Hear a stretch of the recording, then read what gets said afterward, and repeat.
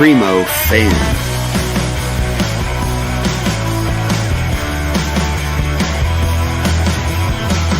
Thank you for having me. Your fans are like,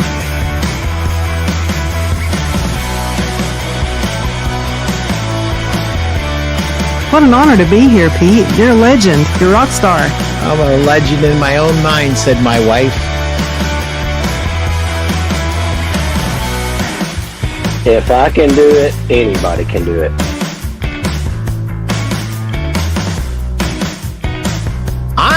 I'm Mr. Selling from the Heart.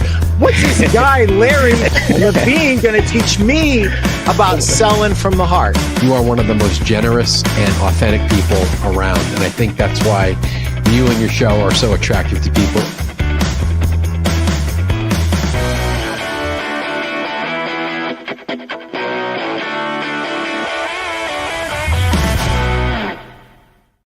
Welcome to the Pete Primeau Show. It is episode 254, and we are here with Jeb Blount, and we're going to be talking about the LinkedIn Edge, among other things. Before we get started, I just need to pay some bills really, really quick, and then we're going to jump right in. If you haven't bought my book, Sell a Million, what are you waiting for? This is a great marketing and business book. If you want a sales book, my newest book with 10 other great contributing authors, 2 million miles of retail selling greatness, 43 years, hundreds of ideas on how to sell more in a retail store. Guys, this is basically 3 years worth of sales meetings. If you're a sales manager and you have to do a meeting every week, chapter every week, and you are done. I'd love to thank my friends at the Mattress Industry Network group, Steve and Greg, for sponsoring the show. If you are in this business, you don't need to be all alone in the business. If you want to learn how to build, market, sell, and succeed in the mattress business, this is the place to be. Over 2,800 strong. It's 100% free. Come on in, and not only will you learn how to build, market, sell, and succeed, but you're also find out that you're not in this thing all alone. Great marketing opportunities. You can meet VPs of sales. You can meet sales reps that represent your products. If you're a store owner, there's lots of store owners. There's owners of manufacturing companies here. So everybody's in here. Come on in. And I'd also like to point out my friend Chris Tahaney and Brent Batterman are working on a special project to recognize sales pros. And so if you have a sales pro at retail who does an exceptional job, who's elevating the industry, we want those stories to be heard. So send those stories to mattressrsastories@gmail.com. In any format you wish. We only ask that you include a picture with it, and we will polish it up for you and send it back to you. Chris and Brent are working overtime to make this happen. Our goal is to elevate the industry and show what going the extra mile looks like for a sales pro and the outcomes that can be delivered to a retail consumer. So join us in this effort. Some of our RSAs are just too shy, and you as a store owner are going to have to go forward, and you're going to have to tell, his or her story. And please share, because we either get better altogether or we get worse altogether. There's no in between. There's no treading water. There's no staying the same. So let's elevate this industry together. Send those stories into mattressrsastories@gmail.com. And please give a shout out to Chris Tahaney and Brent Batterman for making this happen. One other thing, my dear friend had a horrible loss in his family. His daughter, husband was murdered 3 weeks ago. And we are all pitching in as an industry and helping Rick help his daughter.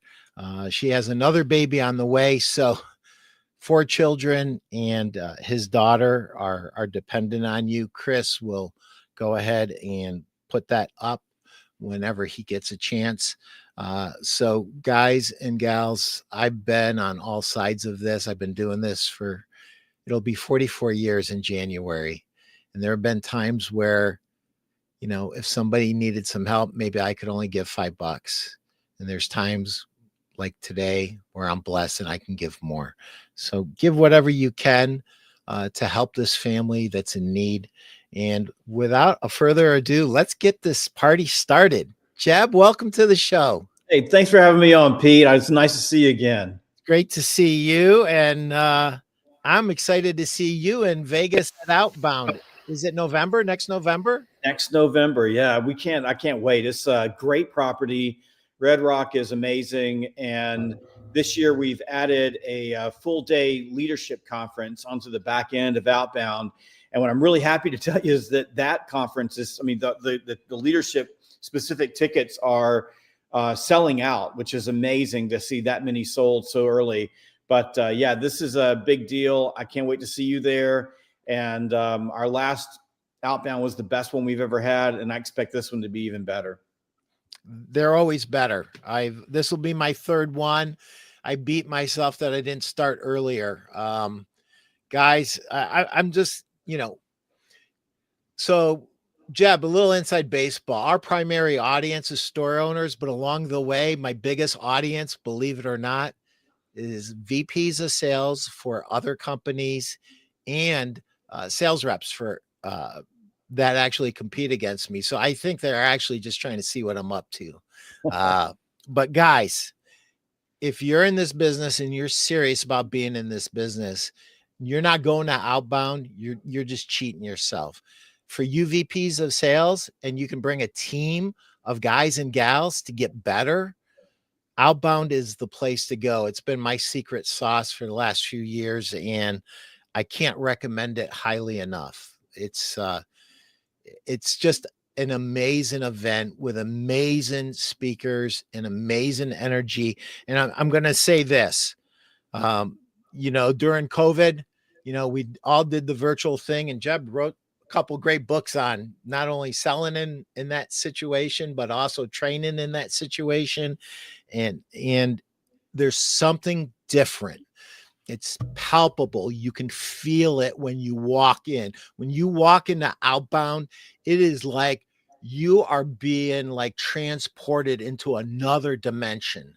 So the energy is, if you got nothing out of it other than that jolt of energy for 2 or 3 days, it would be worth the money. But on top of the energy, which is off the hook, what you're going to learn about and what you're going to, the shortcuts you're going to be able to achieve. And guys, gals, you know, we're in a whole new world now. You know, I bought this book that we're going to talk about a little bit today, LinkedIn Edge. You know what I thought it was about? I thought it was about LinkedIn. And then, you know what I thought it was about? I thought is about AI. And then I was thinking, this book's about LinkedIn and AI. That is a really great idea. I'm so glad that Jeb and Bryn came up with this. And then I realized as I worked my way through it, guys and gals, this is a playbook. This is today's playbook to win in sales. And then I said to myself, this is great for B2B salespeople. And then I said, but this applies to retail too. How many retail store owners do not do what they could or should do on LinkedIn? And so, guys, I can't wait to get into this. Sorry, I'm just yakking away. This is what happens when you're kept inside and you're not allowed out. So, Jeb, for years and years, I'll never, I forget which book it was in. Maybe it was Fanatical Prospecting. And I think you had a new hire and you ran a little contest with him. You did outbound dialing and he did just LinkedIn. And so as I working my way through this book, I'm going, he's really changed his tune. And then I really thought it through and I said, you know what Jeb is doing? He's adapting. He has put more tools in the toolbox, and we are taking what we've always done and making it even better. And this is part of a sequence, not in replacement of anything. So what made you write this book, brother? Well, we'll step into the little exercise that I run regularly with my team, and that is the outbound prospecting against LinkedIn. And I always win that battle. And even in the front of this book, we talk about two types of prospecting: fast prospecting and slow prospecting.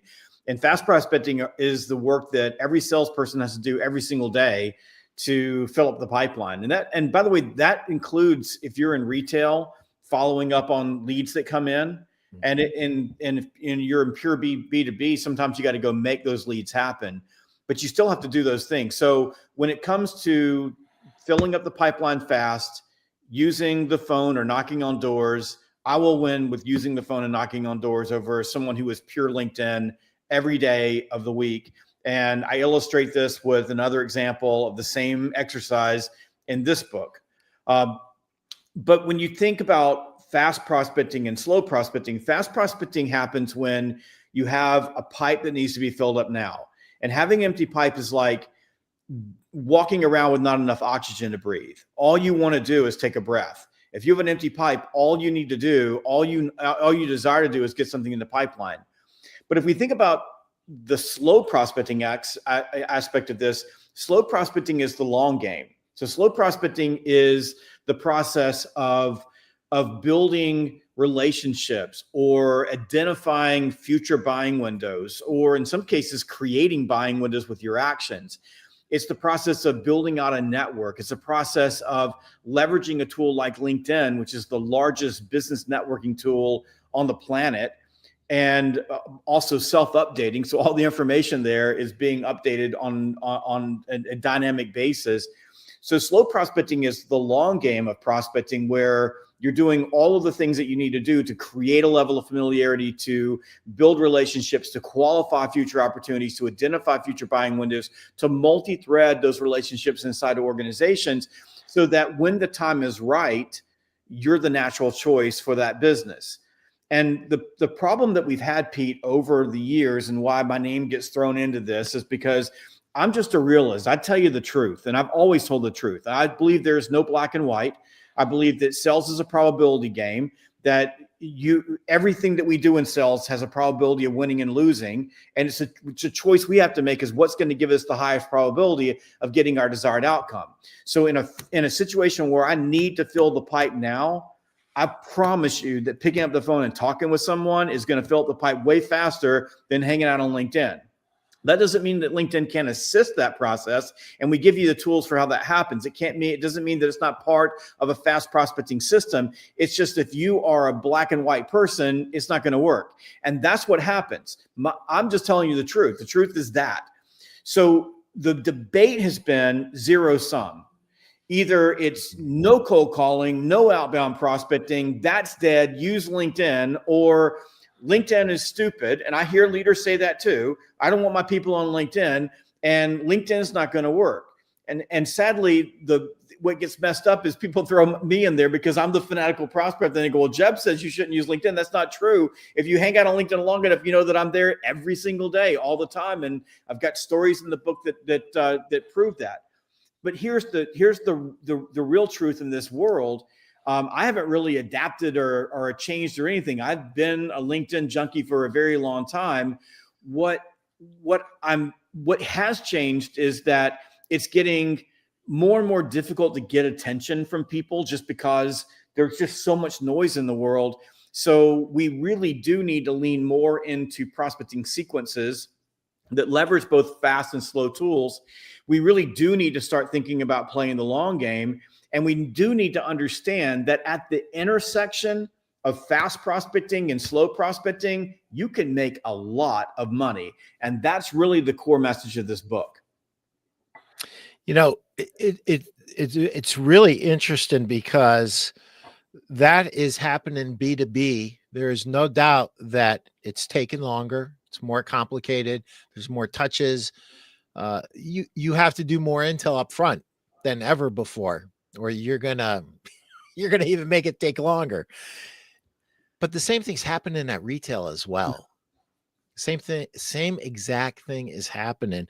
And if you're not following up with your customer on a regular basis in a number of different ways, you don't know, and you can't just ask somebody who you barely know, what's your preferred method of communication? You got to communicate with them every which way you have, whether, that could be text, that could be LinkedIn message. Listen, there's plenty of examples, and I love the tactical aspect in this book. It is literally a playbook. I love that you included direct mail in there. I just absolutely love that because, you hear this, Google this and Google that. Who's the biggest purchaser of direct mail other than political campaigns? Google. Yeah, that's true. It's true. And the mailbox is the one inbox that these days is fairly empty. So you can get attention relatively easy through that particular channel. That's awesome. So tell me about how you guys wrote this book. It's like seamless. I don't really. I'm always trying to figure out what part did Jeb write, what part did Bryn write. Well, there is a methodology. So if you read the AI Edge, I guess probably the best way to say this, because I've written 17 books, the audience that I have has a particular expectation for the tone and how those books are written.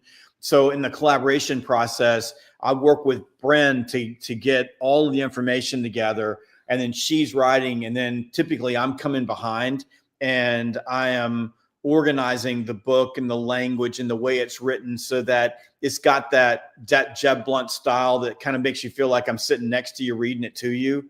And so that's why it feels seamless. And there is a lot that goes into writing a seamless type book. So Anthony and I, when we wrote the AI Edge, which I see behind you, we experimented with that process, and we recognize the choppiness of books that are written by multiple authors. And you can feel like you're almost schizophrenic because you jump from one tone or one voice to the next.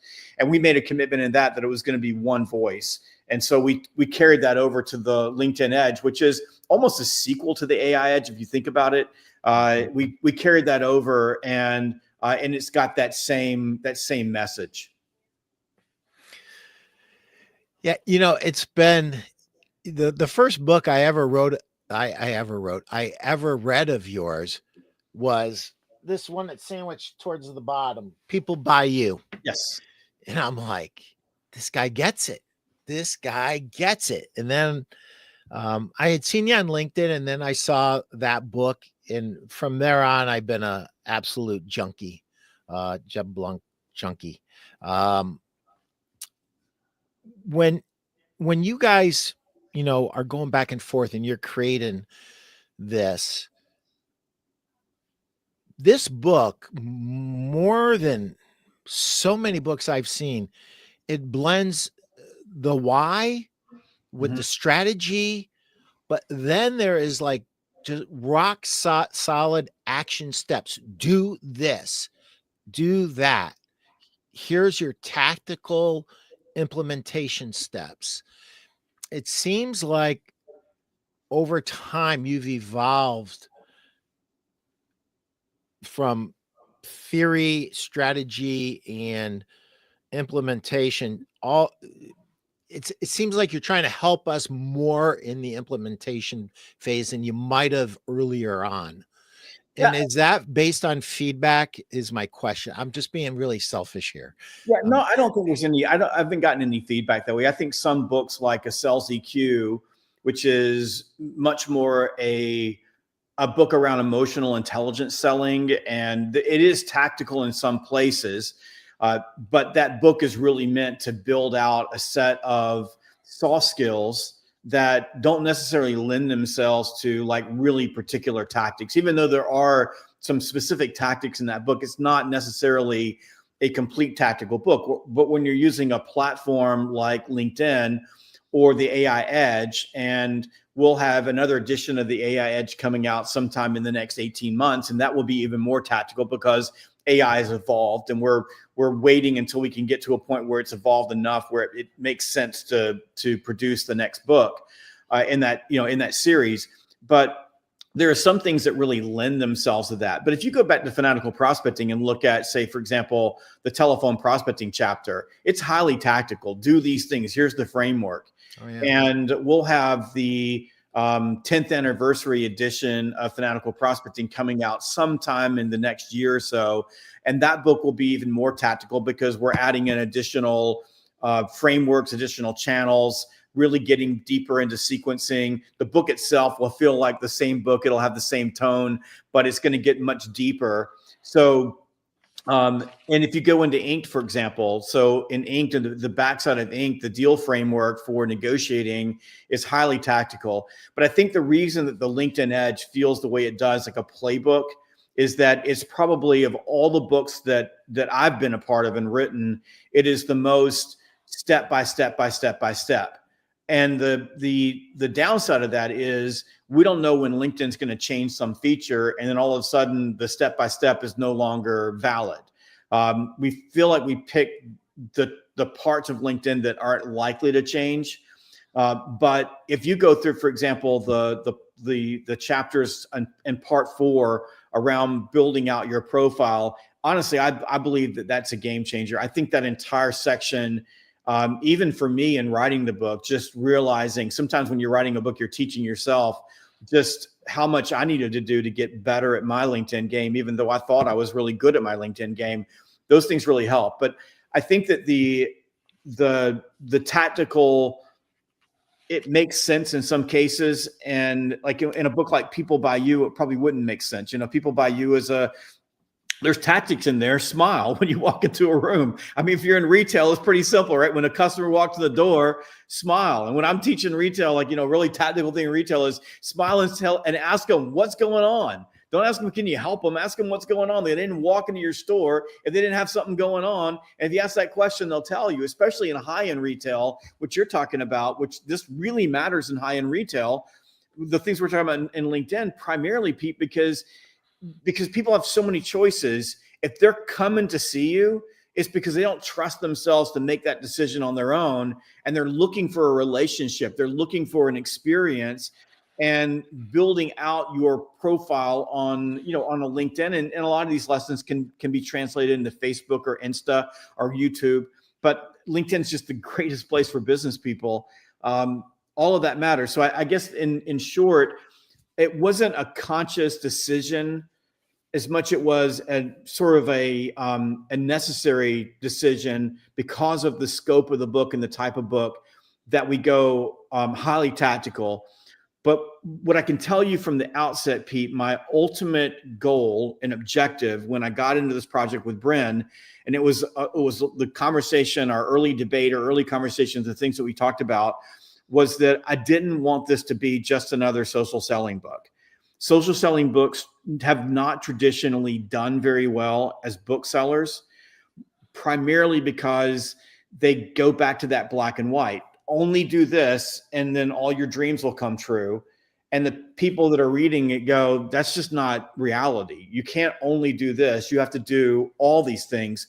So for me, the LinkedIn Edge fits into a greater sales picture where we're explaining the truth about selling and prospecting. It is a pure prospecting book, fill up your pipeline book, but we do it in a way that says, this isn't separate from everything you've been taught. We're not telling you that everything has changed or that everything you've been doing is wrong. We're telling you and teaching you that when you start integrating this tool into your regular sales motions and you do it in these specific ways that we've given you, that it is highly probable that you'll get better outcomes, you'll build a better pipeline, and you'll sell more and earn more.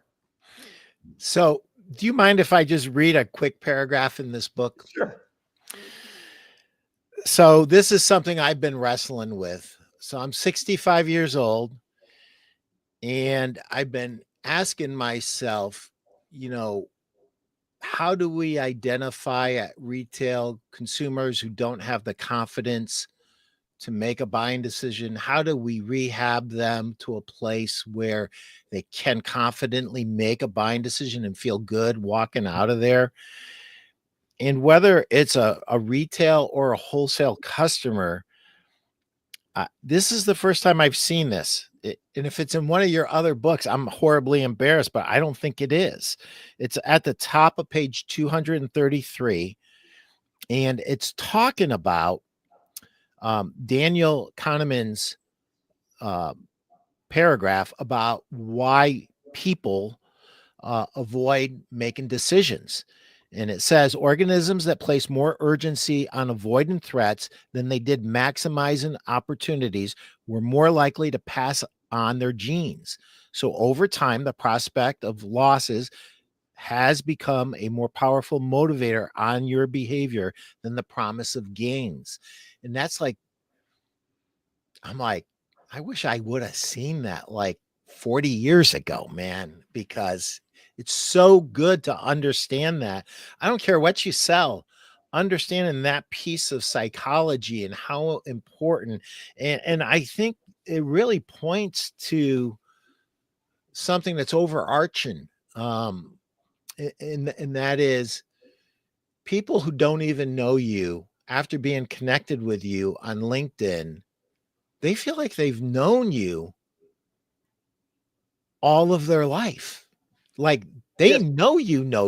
And Yeah. like the handshake, a lot of times it's like, no, you're not getting away with a handshake. Give me a hug, bro. And it's just like, all right. So yeah, you can build a relationship with, and I'm like, that's why this book specifically is so important. Yeah, that's the familiarity threshold. So if you when it's from the moment that you get into this book, we really focus on familiarity. And I started the focus on familiarity back in fanatical prospecting. But the familiarity threshold is that place where when you pass through it, it does become that. And instead of getting a handshake, it's a hug. It's like people, they already know you. And if you just think about that Kahneman quote there, then we are more trusting of people that we're familiar with. And there's been a lot of research that have been done on this same subject. So when people see you on video, and they see you posting, when they see you show up in their comments, the more that they see you, the more familiar they come with you. Familiarity leads to liking leads to trust leads to buying. And if you just think about it like an actor, I mean, I write about this in the book itself, this process on familiarity, and that section it was born from the virtual selling book that was such a hit back in 2020.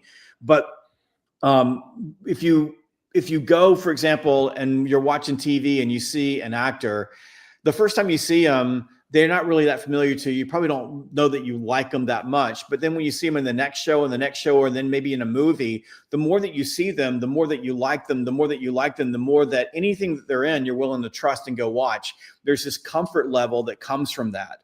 And eventually they will cross over your familiarity threshold. And I think about like a young George Clooney from back in the ER days, right?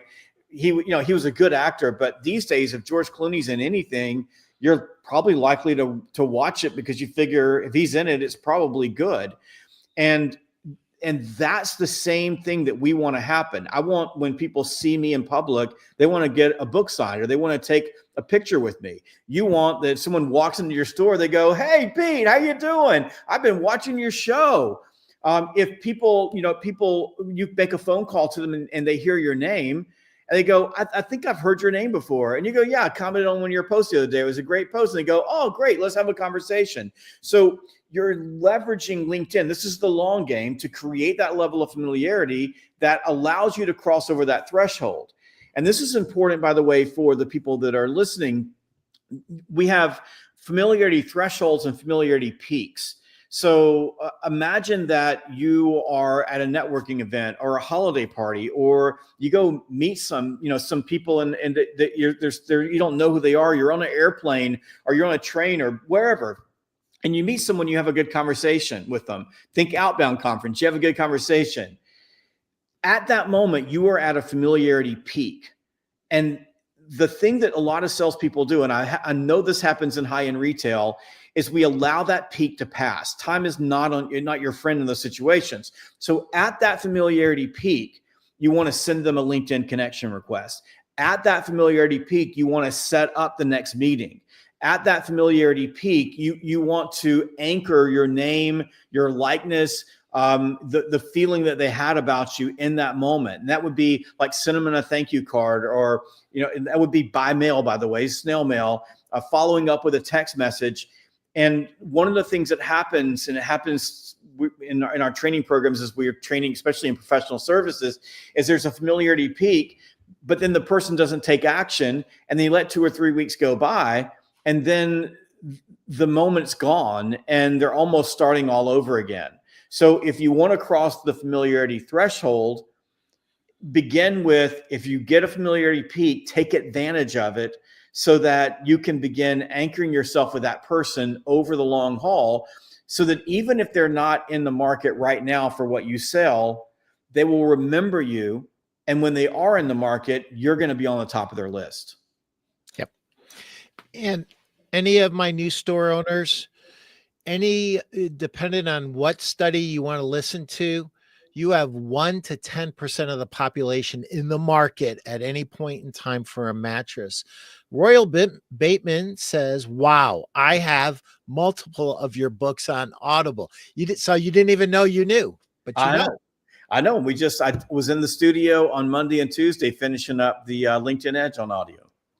That's awesome. I'm so glad, because I was really handicapped not having that on Audible. That's the way I consume. Yep. Hey, Brad. Hey, it was great seeing you. Thanks for looking for my gloves. Steve Hauk. This is the man, the myth, the legend. How can retailers use LinkedIn to boost retail sales? And away we go. And that's the last question for the show. I'm going to just sit back and eat some popcorn. Well, I mean, think about it, Steve. What you're trying to do is you're trying to connect with people who want to buy your products in retail. And if you're local, regional, or national, you've got to think there's going to be a couple of different strategies that you're going to use in those situations. But the people who typically will have the most money to spend on high-end retail are business people. They're salespeople, they're CFOs, CEOs, they're CPAs, they're architects, they're lawyers, they're all of the people that are on LinkedIn. And there are somewhere in the neighborhood around 1 billion people that are on LinkedIn.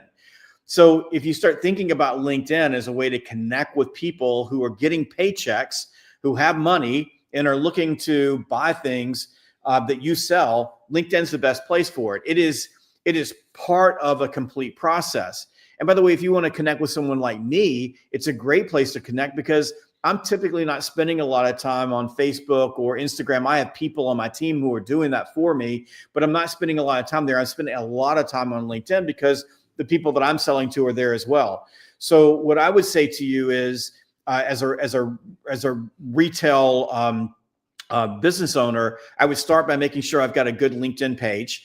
I would continue posting on LinkedIn just like you do in other places, maybe a little bit of a different type of post. Use a lot of video. Do everything you possibly can to get in touch with people. Make sure that you are connecting on LinkedIn with everybody that you possibly can that walks in your store. So anybody that's buying from you, every time they walk in, get their information. Where do they work? What are they doing? And then make sure your salespeople are connecting with them. And then what we do at Sales Gravy, now we're not a retail organization. In some ways we are, but and when we're selling directly to salespeople, but because what we're doing is we've got 34 people on our team. All of those people, we're teaching them and teach them how to use LinkedIn, and we use their networks as well. So you're working with your salespeople who are selling high-end retail, make sure that they're on LinkedIn, so that people that are there, that are in your space, are constantly seeing you. and that you're connecting with those people on a regular basis. Locally, if you're a business owner, you got to be out in your community connecting with people. LinkedIn is a way that you can hold on to those connections. You can build deeper relationships with them, and those individuals are going to give you referrals, and they're going to send people to you. And LinkedIn is not going to be the only pillar in your marketing, advertising, sales strategy, but it's going to be a core piece of that. And as a business owner, just being connected to the business community is just, I think, crucial for you to grow, develop your business. And I'll leave you with one other thing. Sooner or later, you're going to exit your business. One way or the other, you're exiting. I don't know what it's going to look like. I mean, you could be in a coffin, or it could be someone buying your company. But having a presence on LinkedIn, the people and companies that buy retail organizations like yours, they're on LinkedIn. And when they see you there, it gives them confidence that you're the type of company that they want to invest in. Steve, I would just add this. There is literally, I mean, when I said this is a playbook, this is a playbook. It, like he said, good LinkedIn page. It's dissected in this book. It's like, do this, do this, do this. So grab the book. I know you love to read, Steve, and that's part of what makes you special. Well, implementing what you read is what makes you special. There's a big difference between those two things. Jeb, can you talk a little bit about the different ways of interacting on LinkedIn and how they're all important? Yeah. So the easiest thing, in part 5 of the book, we walk through the 5 S's, and that's how you start building your authority and your thought leadership. And I'll just break down a couple of these things. So one is the stream. So if you think about LinkedIn, that when you log into LinkedIn and you go to your homepage, all you have is a stream of content. It's the thing that we scroll through on all social media. And what you want to think about LinkedIn being is it's a big network, and it would be like Netflix. And you are a show on Netflix. Your personal brand is, and you want to make sure that you're getting into the stream. So number one is, what are you doing and what are you posting in order to get your information into that stream? Now, there's a bunch of things that you can do. You can do videos and carousels and images and text message and text content. You can do articles. That's one key way of getting into the stream. So the LinkedIn algorithm is going to reward consistency. And the thing about LinkedIn is you don't need to be on LinkedIn 20 times a day. One really good post every morning is about all that you really need to stay into the stream. You know, you can always go 1 or 2, but that's where I would want to be. So start at the stream. The next way that you can interact with people is directly. And so you can interact directly with them through either commenting on posts, and that would be publicly. But if you go find people that you want to connect with, they've posted something and you comment on it, you make them feel important. It creates a level of reciprocity, but your name shows up. And so when your name shows up, they see you. So you can see this post I posted on this one. Elena used to work for Sales Gravy. We love Elena. She's awesome. We call her Simone. And so she graduated from Sales Gravy and went on to a movie set. So we're all saying hello to her, but she shows up in my space. So what we want to do is think, how am I interacting with people there? The third way is through direct messaging. And there's 2 types of direct messaging. One is LinkedIn InMail or LinkedIn InMail, which is something you buy. That's really mostly spam. But then there's LinkedIn direct messaging, and LinkedIn direct messaging is powerful. It's more powerful on the mobile app, and that requires a first-degree connection. But as you're interacting with people and you're building out these connections, you can use LinkedIn direct messaging to connect with people. And there are people now who are essentially just using it as their email box. Drives me a little crazy because I can't manage all the email boxes. But that would be an easy way to connect with people and interact with people. So if you think, I need to get content in the stream, so when people see my content, they comment on my content, I comment back to them. And we make a point in the book that, for example, if you posted something, Pete, and then someone commented on it and then you didn't respond to them, that it's sort of like walking into a networking event and they hold their hand out to shake your hand and you turn your back on them and walk away. Then you can comment on other people's posts. And so, and interact that way. And then you can use LinkedIn direct messaging, which is super powerful. And it's a great way to connect with people. The third way, by the way, is reposting content. And this is super important. When, let's say that Pete posts something really cool that I like, and I want to repost that content. So in part 5, there's a little framework called the FIRE framework for reposting content. And you can just drop that into AI. It makes it super easy, and it totally works. But what a lot of people do is they'll like and they'll just share something, they'll repost it. That doesn't really do me any good, and doesn't do anybody any good to repost it. What I want to do is I want to take Pete's post, I want to repost with my thoughts, and there's a button for that. And then I want to write something about that content and then add my thoughts to it, and then repost that. And then when I do that, Pete, you see that, you see, hey, there's Jeb's face. And that creates that level of familiarity. And then we're beginning to create that level of connection. And as long as I'm doing that in an authentic and sincere way, and it's not overdone or super gratuitous or only AI drivel in the process, then what happens over time, there's one that you shared of Daniel Disney, one of my good friends. So the process of doing that builds that connection and creates that connectivity. And then over time, just like you, I mean, I see you showing up in my feed from time to time. I show up in your feed from time to time.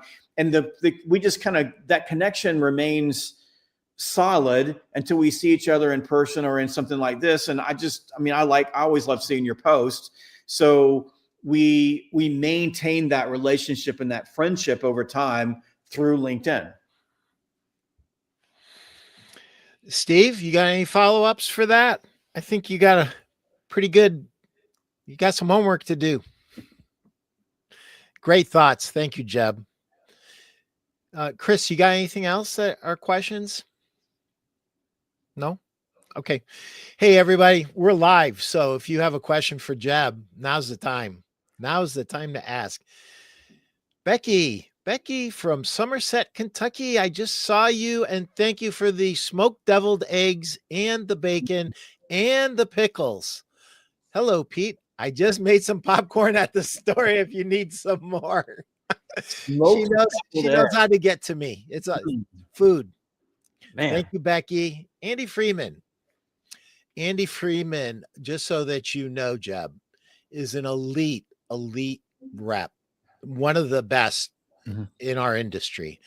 And he used to be my boss. He used to be the VP of sales at Gold Bond. He's driving around with me in the car. Tell me what you do. And I tell him what I'm doing. He goes, that's what I want to do. And he actually did it. So Andy Freeman says, Pete and Steve, I wondered why you use Facebook as your platforms and not LinkedIn. Well, I'm going to answer my answer real quick. Andy, you barely see anything from Facebook from me. If you look at my interaction, it's almost 100% on LinkedIn, brother. So I'm going to let Jeb speak for himself because he's here and he's live. I'm assuming he's talking about this as a live broadcast. So, and I don't know if you're broadcasting on LinkedIn, Andy. So I think that if you're doing a live broadcast, Andy, I'm going to use every platform possible because I want to reach as large an audience as possible. And I've got a presence on Facebook. I've got a Facebook page. I've got a team who uses Facebook. We advertise on Facebook. I've got a presence on Instagram. I've got a team who helps me run that. And there are some times when I'm a lot more active on LinkedIn or Instagram myself. But I'm fortunate enough to be able to hire social media people who do a lot of the heavy lifting for me because it's a grind to keep up with it. And that's why I spend most of my time, I love that, most of my time on LinkedIn. But the reason that I would use, if I'm live streaming, I'm using everything that's out there is simply because it doesn't make sense not to. So yeah, Andy, I'm glad that Jeb was here to actually read and understand the question better than I did. So if you push out of Facebook right now and just come on to LinkedIn, we're live on LinkedIn, brother. So we are using everything that Chris can find to get this out and push it out, just as Jeb mentioned. So great question. Andy, got any other questions? Just pipe them in there. Jeb, do you think that LinkedIn is going to abruptly change anytime soon? Or do you think the changes will be smaller incremental steps as we move forward? Because we know everything changes, nothing stays the same.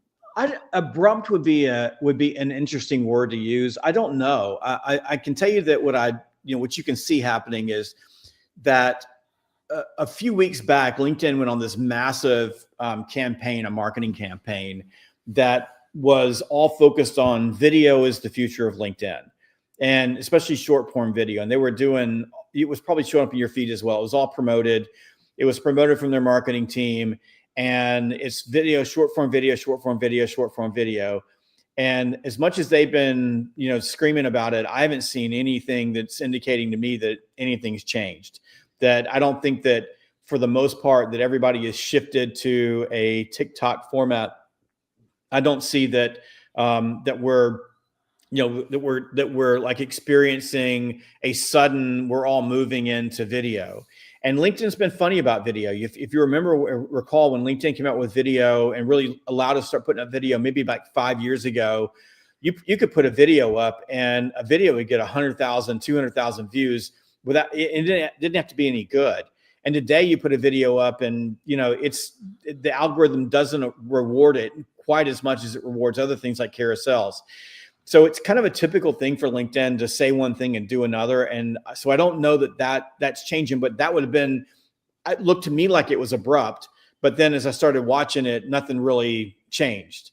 What I do see happening on LinkedIn, and I think we all have to be aware of this, is that more and more the features that we've all counted on to be free on LinkedIn, more and more are being co-opted by subscription-based programs. And I'm a holdout on some of those things. And I'm able to be a holdout mostly because I've got such a large audience already. So I can fudge by not having some of the paid subscriptions. Now I do have a paid subscription on our company page because I do think that matters there for our brand. But I definitely think that that's probably going to be the biggest change on LinkedIn. Is more and more you're going to see it's going to be pay for play. And by the way, that's true on so many platforms. I mean, these tech companies, especially with the advent of AI, are pouring money in their platforms. They've got to figure out how to make money. And we're all going to be in a situation where we're going to have to make some choices about what we're paying for, what we're not paying for. And that's one of the reasons why I spend my time on LinkedIn versus on Meta or Facebook. And Facebook just hurts my head most of the time because it's just a big steam and junk pile. And I do think that probably the biggest outward threat to LinkedIn right now, which I would say I would call it an existential threat, is that LinkedIn loses its business focus and we get more Facebook style posts. The community on LinkedIn has been pretty good at rejecting those things. Like someone posts something that's like Facebooky and the people will get really bad comments for it. But more and more lately, there's been more of those sort of human interest, my daughter just graduated from high school, that type of thing, that have gotten a lot of views. So that to me would be the thing that would be most disheartening, is if LinkedIn became more of a Facebook, more of a TikTok, as I say it, less of the business platform that it's been, because for businesses, it's just been super valuable, especially from a networking standpoint. We'll see. So, Andy, this is Outbound is the conference that I begged you to come to see me with me. And I really want you to come. And I'm going to tell you the biggest surprise I had at Outbound, Andy. When Jeb got up there and said, we're seeing a resurgence in belly-to-belly success in person, which we already knew, Andy, but to confirm it across not just national, but an international audience was fascinating to me. So Andy, you got to come. We'll be roommates. Just I tell you what, I think Jenny already got my room for me. So just buy a ticket and just come and we'll be roomies, and you don't have to pay me for that half of the room. How's that, Andy? We had a comment from somebody, and I want to get it in here because we're George. Jeb, you have very good sales books, sir. I've read 3 of them at least. Thank you, George. Appreciate that, George. And by the way, Pete and Andy, the theme of this year's Outbound. So what we're going to be focusing on is breaking through buyer resistance. I think that, if you look at the trends in the marketplace right now, what we're all experiencing is that buyers, it's not that buyers aren't buying, but because of AI and because of the disruption in the marketplace and because of the uncertainty that we continue to feel, that buyers are more resistant than ever. So we're going to lean hard into across the entire sales process how to break through buyer resistance, which I think will be super impactful, especially for people in high-end retail, because that's a place where you got to do your work. Andy gives us a thumbs up. Grevin, I hope I have that right. If I didn't, please forgive me. What are the top 3 best practices you would recommend when using LinkedIn as a rep vendor? And if I can understand what rep vendor means, I'm assuming that you're selling wholesale. Is that? Yeah. That's my take.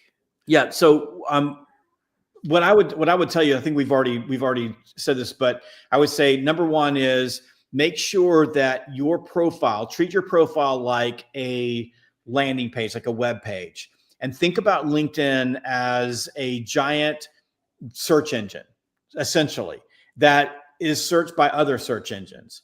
So you want to start with, this is my homepage, go to part 4 in the LinkedIn Edge. Well, I'll walk you through how to do this. And as you think about that, think discoverability. What am I doing to be discoverable?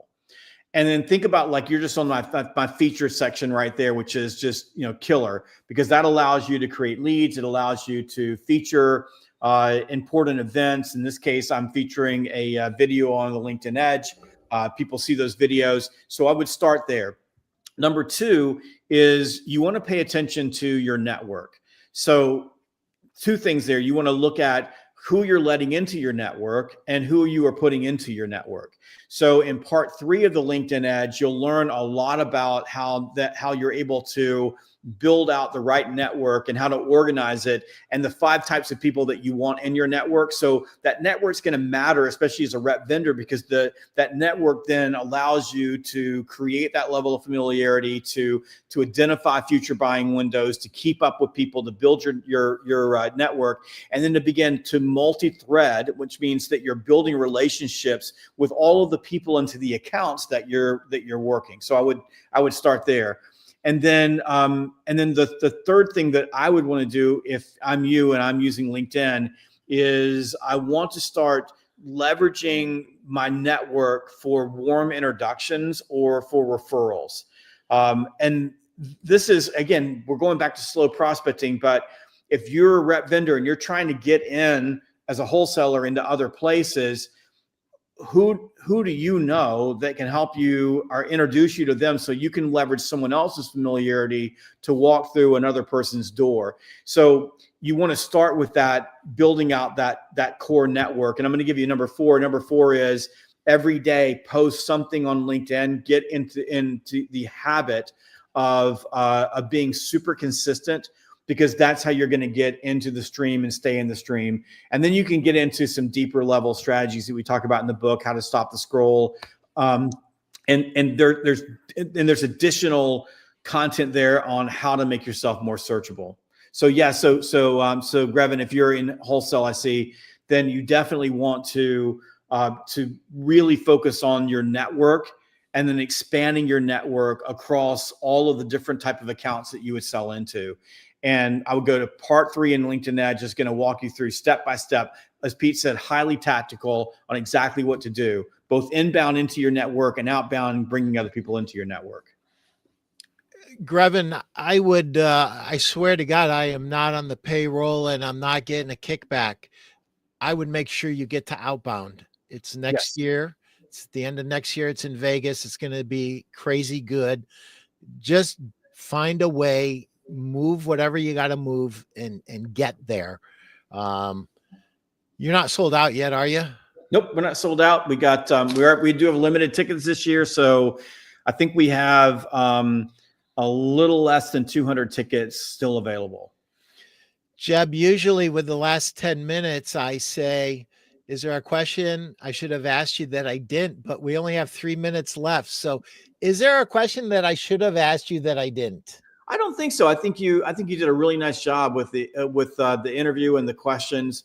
I think probably the one thing that I would want to leave everyone with is that what we started off with. The LinkedIn Edge is a book that is a total game changer. And I say that from the heart. I've written 17 books. I've been more excited about this book than any book I've written in the last 3 to 4 years, primarily because what Pete said is super tactical. But this book is a game changer. It's not like other social selling books. This is a complete prospecting system that will help you sell more, win more, and earn more. I guarantee. Absolutely. I couldn't agree more. Jeb, I got to tell you something. You've elevated our entire sales industry. There were a lot of snake oil sales, and there still is a little bit, but boy, you were the voice of reason. And then the guys that you have surrounded yourself, I met Weinberg through you, Anthony, Iannarino, Mark Hunter, Larry Levine. What a great group of, number one, just great human beings who care. That's the basis of any sales career right there, right? Right. And then thank you specifically what you've done for sales. Always looking at us and demanding that we do better, and given us not only the strategic and the reasons why, but the tactical. I think that's where a lot of this stuff falls down. Sales reps, especially younger reps, don't get the results. You can almost always go into the tactics, and you start to break it down. You look at the recordings or you listen to the recordings, and you can see exactly, where it's going astray. Anybody that wants to get a hold of you, how do they get a hold of you? Well, LinkedIn? first thing, go to LinkedIn. So the easiest way is to go to LinkedIn, hop on my profile, click follow, and you'll see all my content.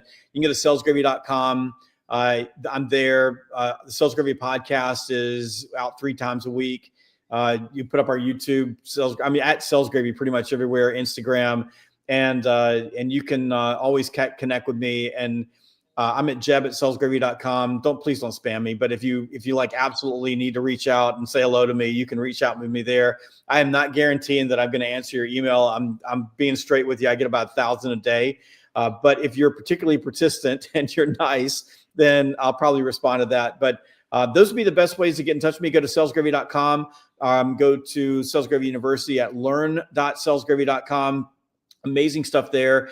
And then if you want to get outbound tickets, go to outboundconference.com. And I'm with Pete. It is the greatest sales event on earth. It is so much fun. It is, we're in a great property this year in Las Vegas. If you're shooting yourself in the foot if you don't come to Outbound, even if you didn't go to any of the sessions, like even if you didn't see any of the speakers, the networking value of all the people that you meet there is way more than the value of the ticket itself. Yeah, it's insane. If you haven't gone to Outbound and you're a sales rep or you're a VP of sales, you're just absolutely shooting yourself in the foot and bleeding out, and you don't even know you've done it. So guys, meet me at Outbound. I'll buy you a steak dinner. It doesn't get any better than that. Andy, you get half of a room and a steak dinner. How's that? Like it. Thanks, Jeb. I appreciate you so much. I know you're a busy guy, and I know it's almost impossible for you to make time for these kinds of things when you've got your own podcast, your own company, and everything that you're doing. So thank you, and Merry Christmas and Happy New Year. Before you know it, I'll see you in Vegas, brother. Absolutely. Merry Christmas, Happy New Year, and thank you for having me on, Pete. It is always a pleasure. You are an amazing man. Thank you so much. No, thank you. Take care.